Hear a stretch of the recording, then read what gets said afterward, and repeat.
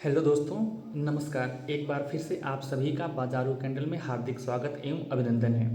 दोस्तों, हम बात करते हैं कि रेड कैंडल कैसे फॉर्म होती है। मान लीजिए ये जो कैंडल है वो एक हफ्ते की है, एक हफ्ते की स्टोरी में आप इससे आपको समझा सकूं। मान लीजिए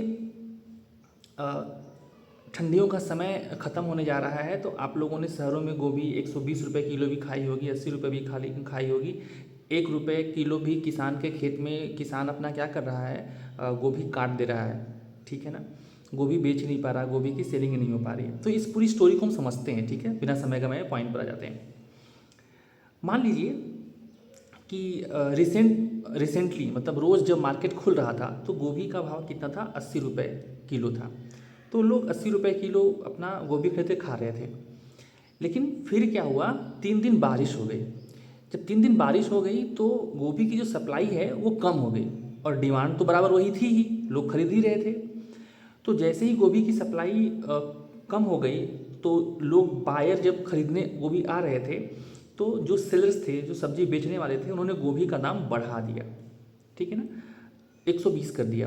तो जब तक 2-3 दिन बारिश हुई, जब गोभी मार्केट में सट्टी में आई नहीं थी, सट्टी हमारे यहाँ बोलते हैं जो पर जहाँ से थोक में माल फुट कर लोग खरीद के लेके आते हैं, ठीक है, मंडी मंडी।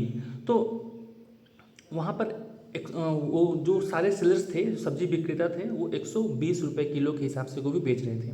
लेकिन जब बारिश बंद हुई और गोभी का माल है ना, वो फिर से मंडी में आ गया। जैसे ही मंडी में आ गया मतलब सप्लाई बढ़ गई। सप्लाई जब बढ़ गई तो फिर से लोगों को क्या करना पड़ा, 80 रुपये बेचना पड़ा।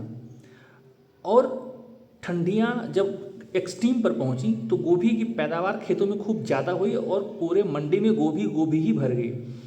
और गोभी अब कोई पूछ ही नहीं रहा था, लोगों को अच्छा भी नहीं लग रहा था। ठीक है, तो ये सोच रहे थे कि चलो ठीक है, गोभी जब इतनी सप्लाई आ गई है और इस सामान कच्चा होता है, 5-6 दिन में ख़राब होने लगता है। तो जब सेलर के पास गोभी आई तो उन्होंने सोचा कि हमें माल निकालना है, तो अब 80 रुपये में नहीं तो कम से कम 70 रुपये में बेच दे, 70 रुपये में नहीं तो कम से कम 50 रुपये में बेच दें, 50 रुपये में नहीं तो कम से कम 40 रुपये में बेच दें। इस तरीके से जो गोभी की जो आवाक है, जो गोभी की सप्लाई है, मंडी में बढ़ती गई और लोग कॉस्ट धीरे धीरे कम करते गए मजबूरी में, क्योंकि डिमांड जब कम होने लगी तो उन्हें कॉस्ट कम करना पड़ा। जब कॉस्ट कम करना पड़ा तो धीरे धीरे क्या किया, उन लोगों ने गोभी की कॉस्ट कम की। ठीक है, और आप देखे होंगे इधर झारखंड में 1 रुपये किलो गोभी मंडी में कोई पूछ नहीं रहा था और किसान अपने खेतों में गोभी को काट दे रहे थे। ठीक है ना, गोभी निकाल ही नहीं रहे थे, गोभी खड़ी खड़ी गोभी जो थी ना उसको बंद कर दे रहे थे।